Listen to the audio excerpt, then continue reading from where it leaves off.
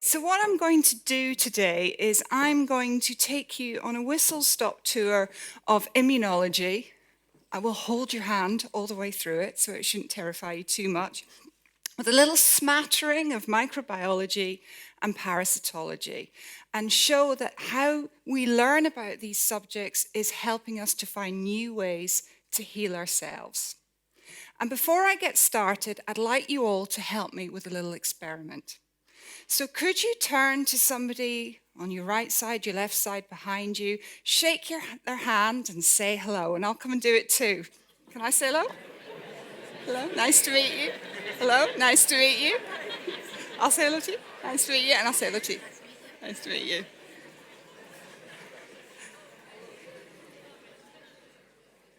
Okay, so I'll explain why later on, but don't worry, I won't forget. Okay, so immunology has got a little bit of a reputation. So I'm going to try and explain to you now what I mean by immunology. And this is a very, very typical cartoon of an immune response. And typically, this is very much the way that immunology is described. It's thought of as the way that our bodies evolved this defense system to be able to deal with a whole range of infectious organisms. So when you see descriptions of immunology, you hear about weapons and armies and warriors, and it's very, very warlike and aggressive. And indeed, we have evolved to deal with a whole range of different infectious threats, all the way from the very, very small viruses, which could be 20 to 400 nanometers big, through to bacteria, fungi, yeast, through to parasites. And the biggest ones are the parasitic worms like tapeworm, and that could be about 9 meters big. So that's a range of scale of around 10 to the power of 9. Now, that might seem like a big number, but let's try and put it into some context for you. So if I was the size of an immune cell, a bacteria would be about the size of a rugby ball. And that very largest virus would be about the size of a AA battery, the kind that you put in an Xbox controller. And the very smallest virus would be about the size of a paracetamol, a tablet. I'm not going there with the tapeworm. I don't think it would fit in this room. So you get that kind of sense of scale, and somehow your immune system can cope with this huge challenge.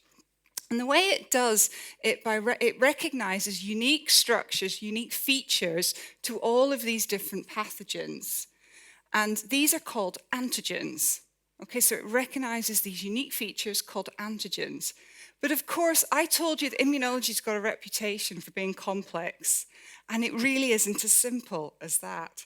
Because not only do we have to deal with all these threats, we are also colonized by a huge array of yeast, viruses, bacteria, and even some parasites. And these, of course, make up our microbiota, or a microbiome, which refers to the genetic content of these things that live inside us and on us. And this is actually a cross-section of the gut. And what you see here is the epithelial cells that line the gut. They've got little blue nuclei, and some of these epithelial cells are making mucus, and that's what all the green stuff is. It's aptly colored. And then you have this mucus layer here, and all these red speckles are bacteria living in the large intestine. And the number of bacteria, which is what we know most about, is absolutely staggering. Each one of you has 38 trillion bacteria living on you and in you. Now, that seems big, but how about we compare that to the whole planet? So if we look at the population of humans on the planet drawn to scale, and that's one of your bacterial populations. So you are dwarfing, your bacteria are dwarfing everybody on the human planet. Human planet? And that's roughly how many bacteria live on everybody on the planet, which is 2.9 times 10 to the 23, which is absolutely staggering. And they're really, really diverse and varied.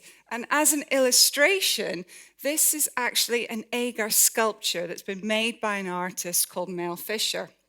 And what she does is, agar is a substance that we can grow bacteria on. So she casts these agar models of her face, and then she takes little bits of her own skin. She kind of scrapes her skin and then seeds it onto the model to create this image of some of the bacteria on her skin. And if she changes the agar mix or uses a different part of her skin, she gets a completely different model, and there's actually some fungi growing there as well. So that gives you a very visual representation of how varied these bacteria are. And even if you think about your skin, you've got 3 very different landscapes. So the back of your arms are an example of a very dry, arid landscape. You have the oily zones, like the kind of T-zone on your face, your nose and your chin. So different bacteria will live there. And then you've got all your folds and creases. You know your folds and creases. And you've got very, very different bacteria living there. And even between your folds and creases, there could be quite a lot of variation. So your toes will not have the same things, say, as under your armpit. And so that gives you a really good idea of the variation. And they're very important to our health. They are helping our immune system function properly. They're educating our immune system. They're helping us digest our food. They're making important vitamins we couldn't make. So our immune system has to be able to cope with this and not attack them. And again, it will do this by recognizing antigens. Now, there's another form of antigen that we take into our body in a huge amount. Does anybody know what it is? Anybody think? Is anybody whispering it? Food, that's right. So that is one of the biggest antigens that we take into our body every day. We are putting kilos of foreign antigens into our body. Yet by and large, our immune system, again, copes well with this. And it's not just the foods that we eat. I mean, some of them can be particularly challenging. But it's also the things that belong to us that your immune system has to be able to tell the difference with. So it needs to look at all the parts of you, your tissues and cells, and understand what's you so it doesn't hurt them. So when you take this into consideration, you really get quite a different image of the immune response, because actually what it's doing is acting as a peacekeeper. It's mostly ignoring things and stopping immune responses from happening. And even when it does react, you need the immune response to be really tightly controlled. Otherwise, you're going to have unintended consequences. And nobody wants that to happen in their body. So this means that we have a whole series of checks and balances that operate in the immune system. And the more we know about how these things work, the more we can exploit the immune system. Now, one of the most important cells in the immune system is this. This is a T lymphocyte. It's a white blood cell. And these are the most important cell type at dealing with infections. They can destroy a whole range of different infections, and they can also be really tolerant to things. But there was a really big puzzle in immunology, because we knew T cells did all sorts of amazing things, but we didn't know how they got the information to do that. How does a T cell know? It's got no way of recognizing antigens. So there must be another part of the immune response that lets the T cell do that. And that was really the life's work of Ralph Steinman. So in 1973, he was attributed with discovering the missing piece that instructed the T cell with what to do. And that's called a dendritic cell. So we have an image here of a dendritic cell, and you can see that it's got these long processes, or dendrites. And what they do is they take information from pathogens or your commensal bacteria, they process it just right, and they give it back to the T cell. And Ralph Steinman was working on them in the States, but actually around the same time, there was a British scientist called Bridget Balfour who was working on a cell type she coined veiled cells. And it turned out that they were actually the same cell type, but they were at a different developmental stage. So perhaps he wasn't alone in his discovery. And what they do is they basically take those antigens and they make them into these beautiful bite-sized fragments that the T cell can see. And to do this, they use something called major histocompatibility class, MHC.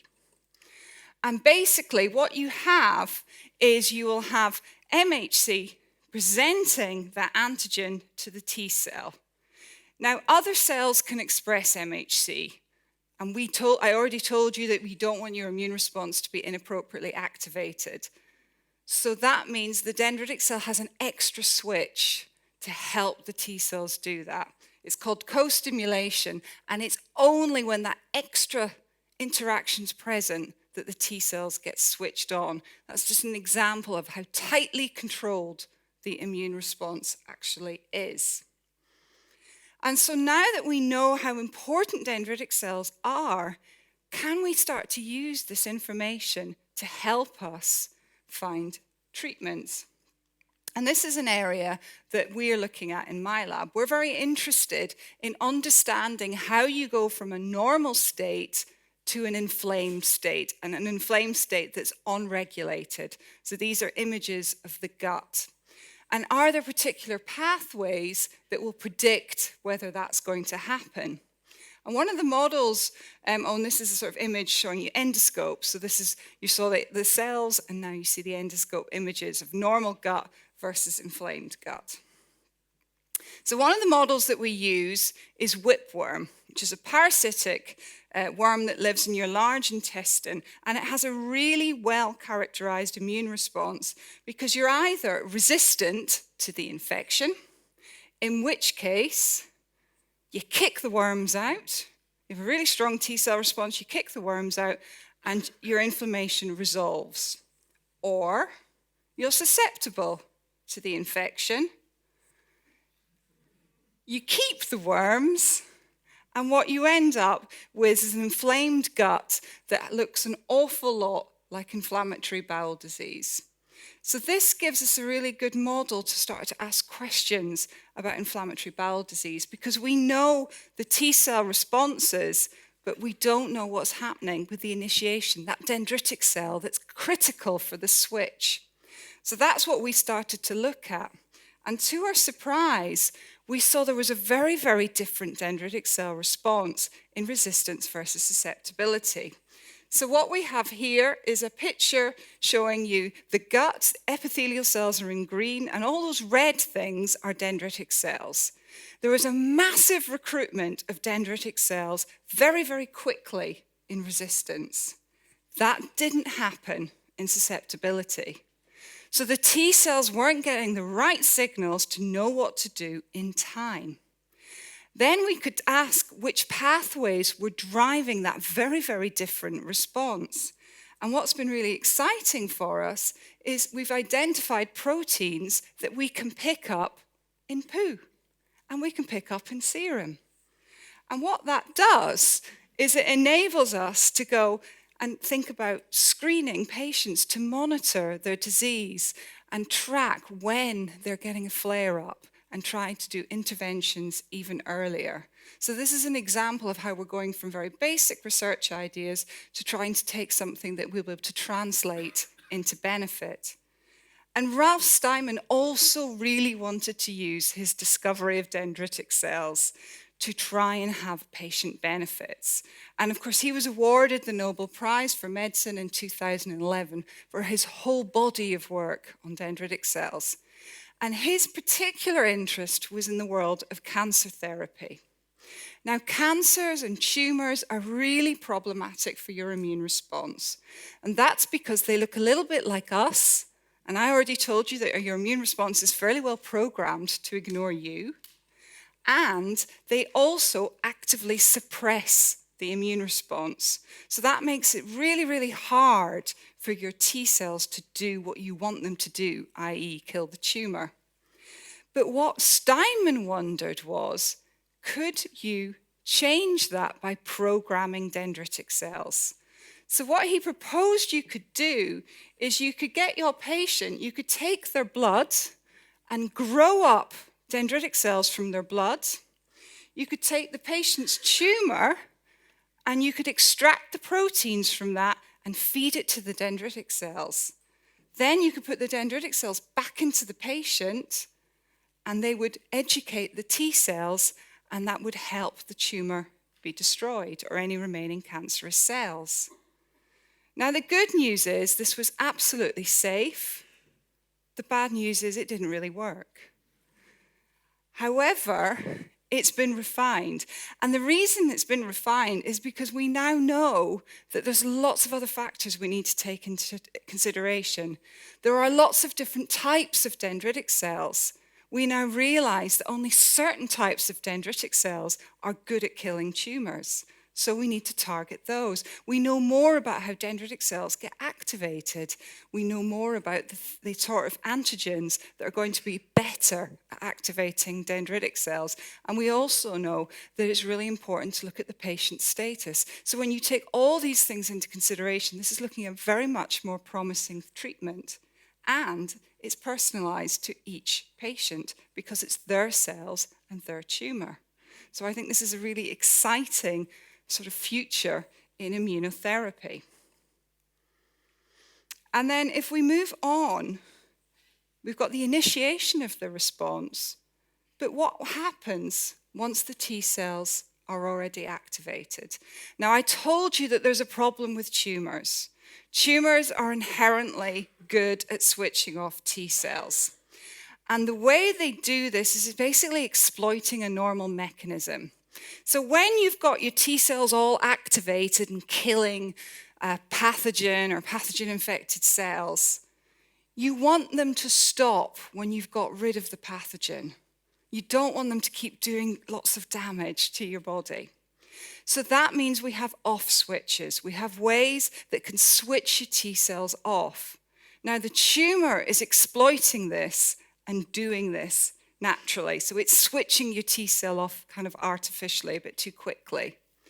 But now we know what these off switches are, or checkpoints. So they're ways of putting the brakes on immune responses. And this was awarded the Nobel Prize in 2018, and it was awarded to James Allison and Tasuku Honjo. And they were working on these checkpoints. They were working on two different checkpoints, two different ways that T cells get switched off. And what they proposed was that you could use antibodies that would block those checkpoints so that the T cells would stay switched on. And that's what they did. This is what it looks like. So when you use the antibody, the tumor now is enabling T cell activation to take place. And the T cells will then kill the tumor. Now, this is also in clinical trials. It's also being used in treatment. Because they're two different targets, they can be used together. And it does work. It does seem to really work. Not in all cancers and not for all patients. But again, it's looking really promising.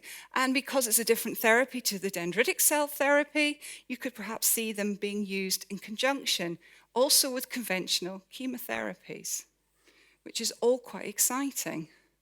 But like anything with immunology, there's a catch. And this is the catch.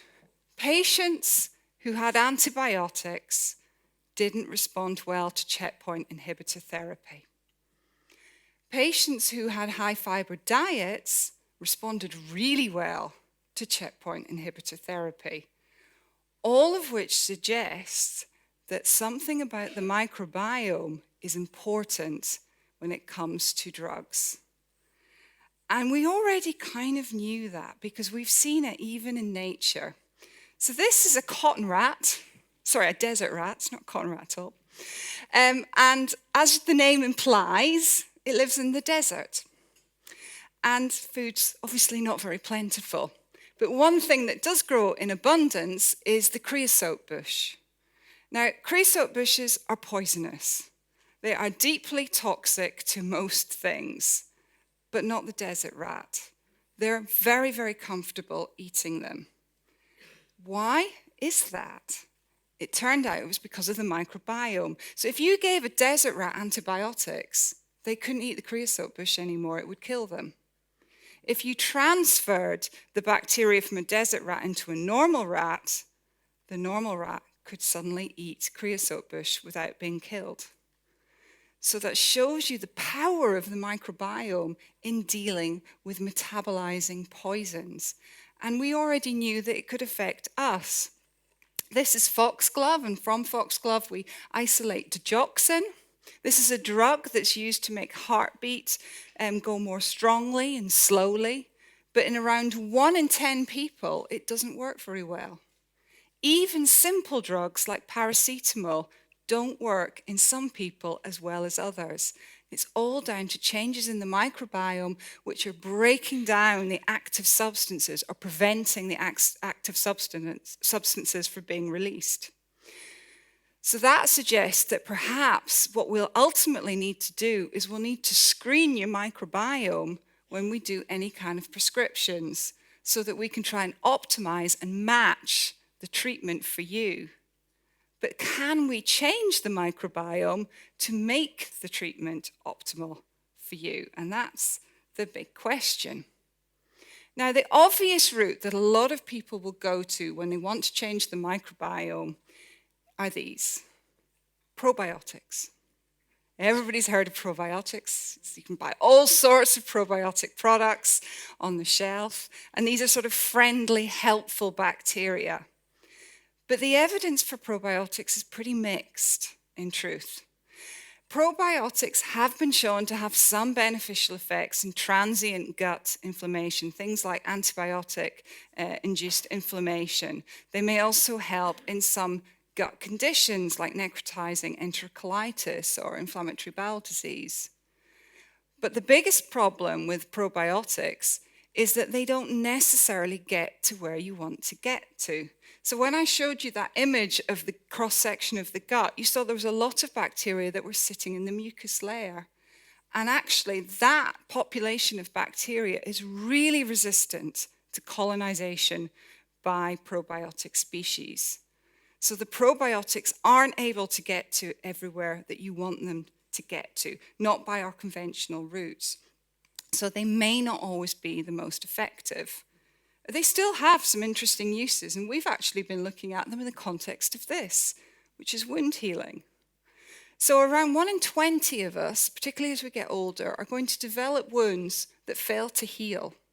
And one of the biggest complications of those wounds is infection. And that can be a real problem, and it can even cause amputation.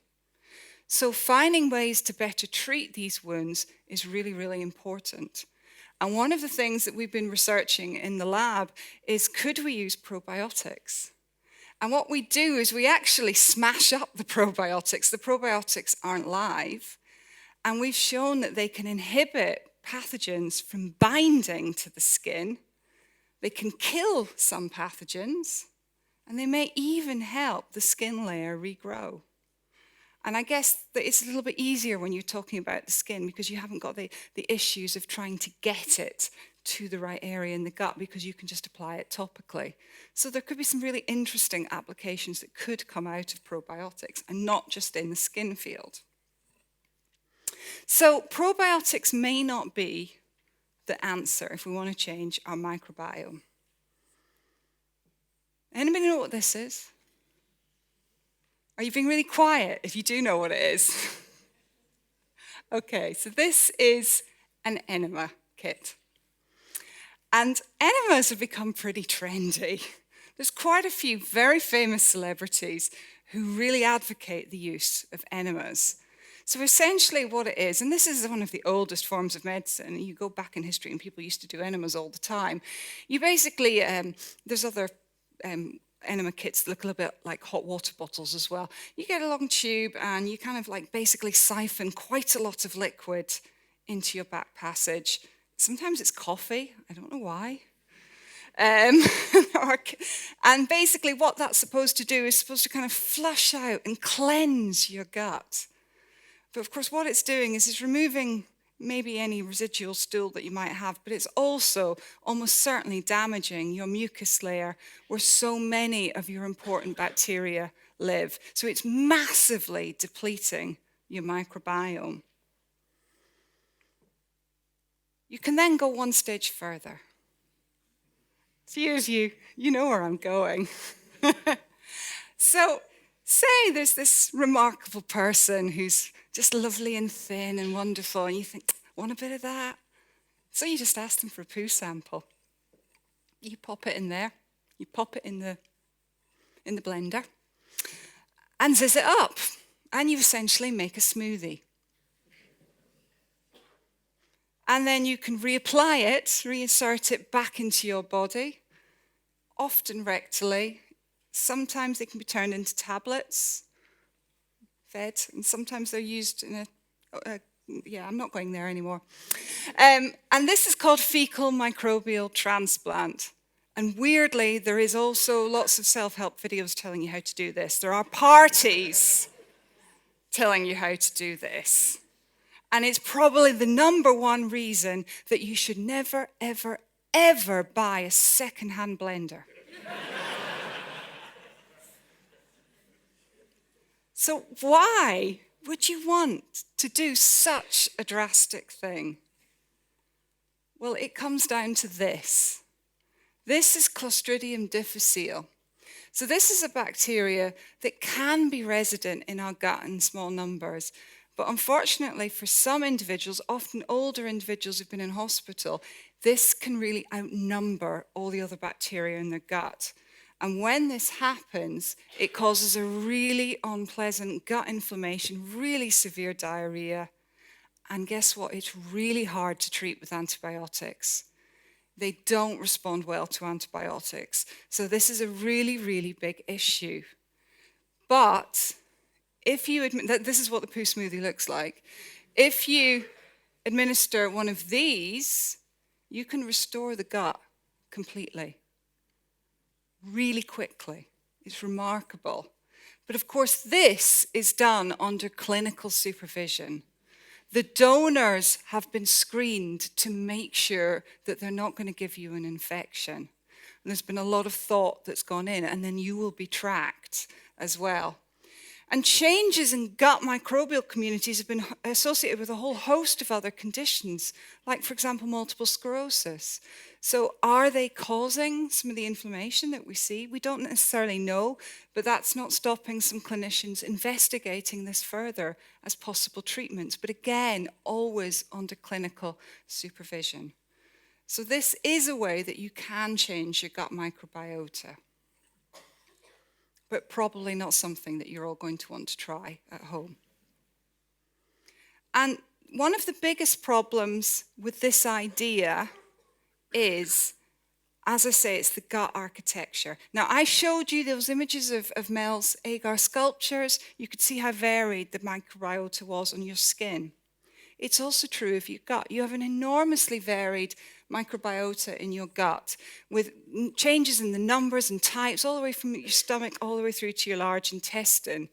And where they are is really important as well, because these bacteria that are found here in this mucus layer that I told you about before, they're very, very close to our cells and our immune cells. So they're probably the microbes that are the most important for our health. Yet a lot of the analysis that's telling us about microbial differences is based on stool samples. Is that telling us what's happening in the mucus? And the answer is no. So we and others have shown that the mucus-resident bacteria is quite different from the bacteria that you find in the stools. And if you look at a disease like inflammatory bowel disease, you can detect differences in the mucus bacteria long before you can detect any differences in the stool bacteria. So the stool bacteria really might not be giving us an accurate reflection of what's happening in our body. And I think as well, until we know more about those bacteria that are closest to our cells, I would once again urge you not to make yourself a poo smoothie. And there's another issue. Don't worry, you're not supposed to be able to read this. This is data from my lab. This is actual microbiome data. This is one of 4 pages. And this is we're talking really big data. This is what it comes like. And I'm a biologist, and what biologists do is we go, That's the top change. That's going to be important. Yep, that's the top change. That's going to be important. We rank. Seems logical. That's not how the microbiota works. It works as communities. It's a whole community doing a job, not one bacteria. So a single change in bacteria might have no impact functionally.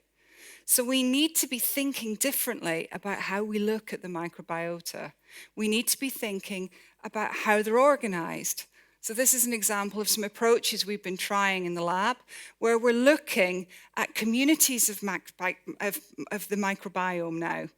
So instead of looking at them singly, we started grouping them as to how related they are. So this is a phylogenetic tree, and so all the bacteria here are very, very closely related together. These are sort of like your great-great-great-grandfathers, and these guys over here are not related to you at all. And what we've done here is we've colored this according to whether they live in the mucus and stool, just as a nice illustration. So all the pink bits are the mucus bacteria, and all the brown bits, aptly enough, are the stool bacteria, just to, again, illustrate that they are quite different communities. So this is going to give us some different ideas about how bacteria are changing and the changes that matter. And what a lot of people, our lab included, are also trying to do is look at the functional outputs of the bacteria, the products that they make, and how that's going to impact on the function of our immune system and our health. So I think there's still a lot to learn. And the other issue, I guess, with the microbiome is that predominantly we're still just studying the bacteria. Yet there are a host of viruses and fungi and yeasts, a few parasites in there too, that are also going to be having an impact. So there's an awful lot more that we need to do. But I guess you still want to know how you can change your microbiome. So studies have looked at healthy octogenarians, people who they're fantastically healthy as they get old. And if you compare them with people who are quite frail as they get old, one of the biggest differences is in their microbiome. And these very healthy people have very varied communities of bacteria in their guts. The frail people have very unvaried, so hardly any diversity at all in the bacterial communities. So that suggests that diversity in your microbial communities is a good thing. And indeed, if we look at a lot of these diseases where we see changes in the microbiome, we often see there's a reduction in diversity, less variability. So if you want to have a healthy bacteria, there is a way that you can do it. And it's basically eat a really varied diet, because your diet is the most important thing that shapes your microbiome. And they really like kind of really sort of high fiber foods. So lots of high fiber foods and pulses are particularly yummy for your microbiome. But variable diet is the key thing. So just keep a little bit of variation in your diet.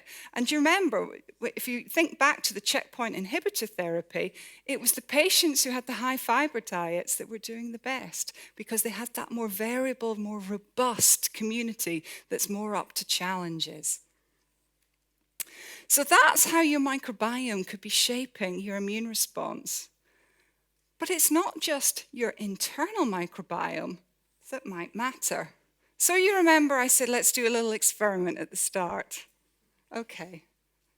So now's where you find out about the microbiome all around you. Every time you move, you leave a little microbial imprint. I just left one there. So when you all shook each other's hands, you exchanged some microbes.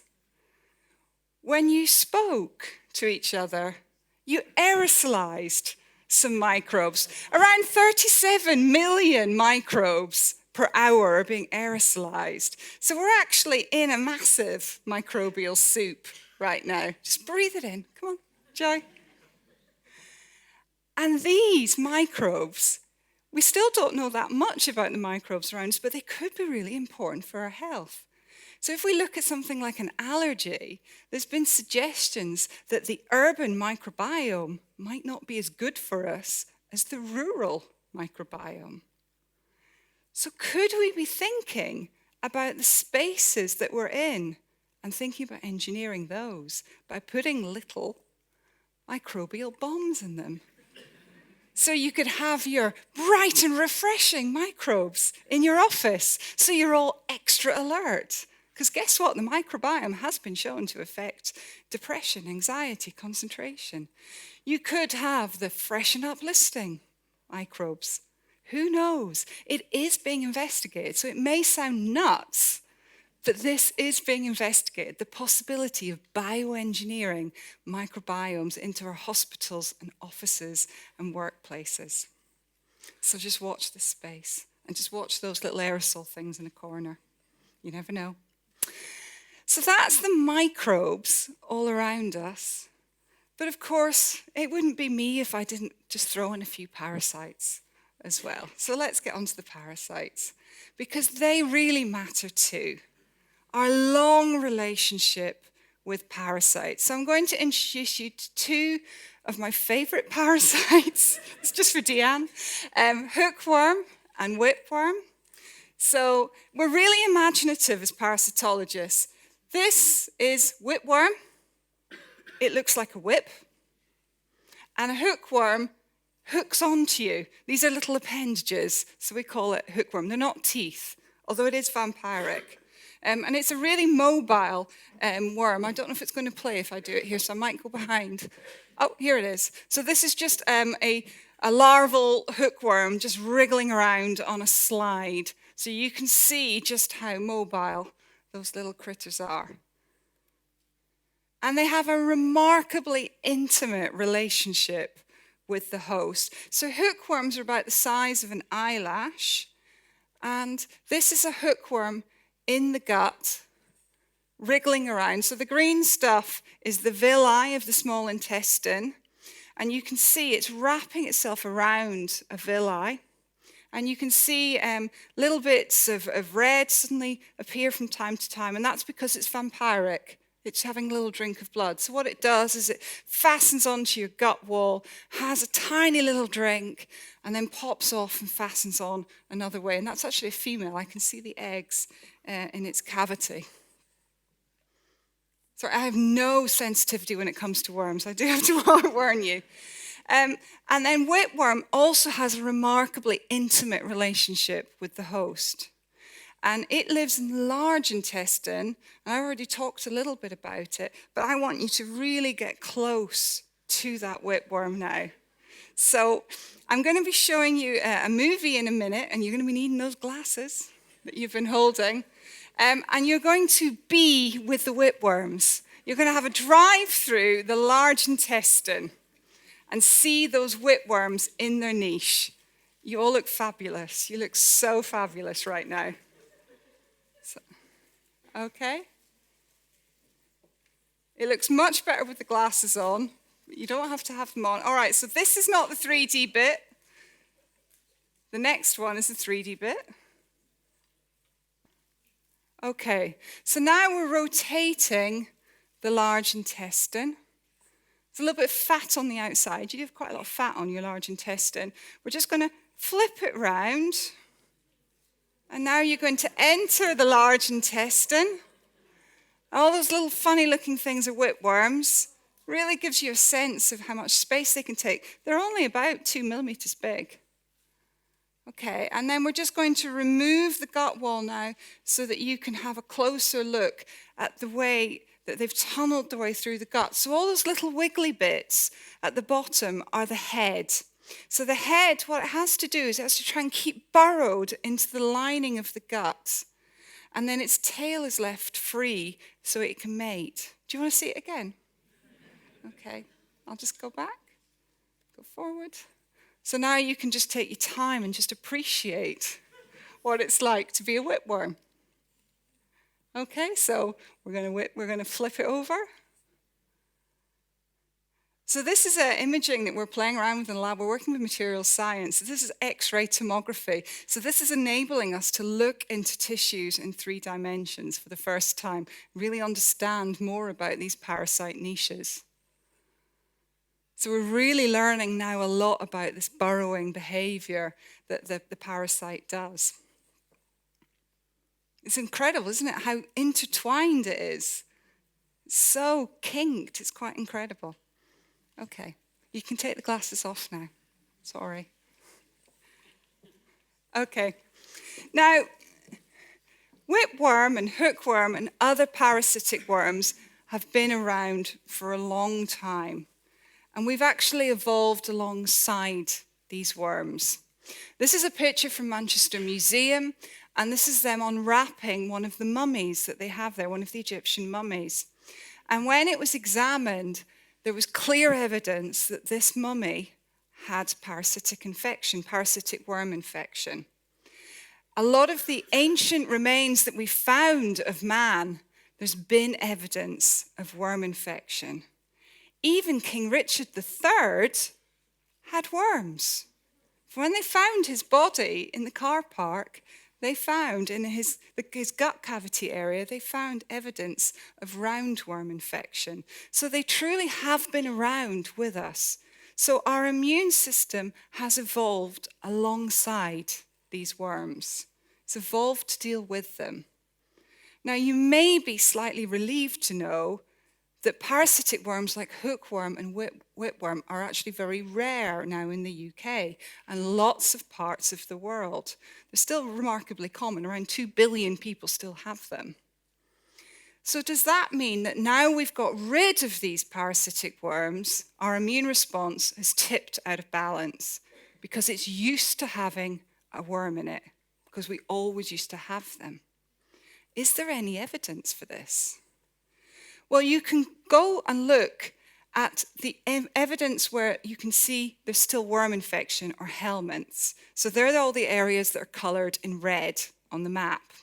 And interestingly, when you look at all the areas that are colored red and you compare them with the incidence of autoimmune disease, where your immune response has gone wrong and is attacking your body, there's an inverse correlation. You see something similar for allergies. So does this support the idea that the immune response is out of kilter? Well, what happens if you go to countries where there's still worms? So worms are a big problem, so that although they're not always fatal, they do cause big problems, particularly in school attendance, because they make you anemic, they make you very tired, they cause a lot of gut problems. So there's a really big effort to do mass deworming to improve the health of populations. So in countries like Kenya, they've really taken to this. And this is an example where they're deworming children. In class, they have to get dewormed twice a year. And then when they followed up these children a few years later, what they noticed is the children were starting to develop things like eczema that had never been seen in the population before. Studies that looked at pregnant women also found something similar, because the parasites are quite risky for pregnant women for the unborn child. So it's important that you treat these ladies. So they compared what happened to the babies of ladies who'd been treated versus those that had not. And the ones that had been treated tended to get more eczema. Evidence again of allergies. And when you look at people who've moved to the UK from countries that are wormy, that still have the worms, what you see is often they complain that they've developed allergies. So when they move to the UK, they often develop allergies. And when you look at the second generation, you see more allergies. The third generation, even more allergies. So there is some evidence to support it. So does that mean that what we really need to do is put the worms back? Now, I told you that we're also trying to get rid of worms. Worms are not healthy. They do make you unwell, and some can even kill you. And some people, as I told you, also have a really bad immune response to them and can get really nasty gut inflammation. So it may not be as simple as that. However, it is being looked at. There are clinical trials taking certain types of worms and giving them to people to try and treat diseases. And some of these trials are remarkably effective, particularly hookworm, that nasty little vampiric parasite that I showed you, is actually proving quite effective at treating some diseases. But you have a very, very low level of the parasite. Some people who were in clinical trials actually named their parasites. And they felt so well, they didn't want to get rid of their parasites. But, as I've said, parasites do make you ill. So should we be doing that? And this is where it gets really interesting, because as we understand more about the immunology with those parasites, we know more about how those parasites are interacting with our immune system. And what a lot of these parasites are doing is they're making vast amounts of products, kind of like parasite vomit, I suppose, which has really profound effects on our immune cells. And the reason they're doing that is because, at the end of the day, we're their home and their source of food. And so they don't want our immune response to kick them out. So it's in their interest to try and calm down that naughty immune response. So what they do is they can make things that shut down the immune response, that regulate the immune response. They can make some products that stop the immune response being warned that there's a parasite there in the first place. And now that we know that, and we know which bits of that bizarre kind of parasite vomit, it's called excretory secretory product. That's what it's actually called, ES. That means that we can purify certain bits of it that have those properties that we want and use those to start treating diseases like autoimmune disease or allergy. So in the future, what you might be doing is you might be popping into the shop for your one-dose kind of worm therapy. And on that note, what I'd like to do is thank all the important people who've done the bits and bobs of my lab work that I've shown you, my collaborators, so everybody in the Cruickshank Collective and my collaborators and the people who funded me. But most of all, I want to thank you and your parasites for listening to me. Thank you very, very much.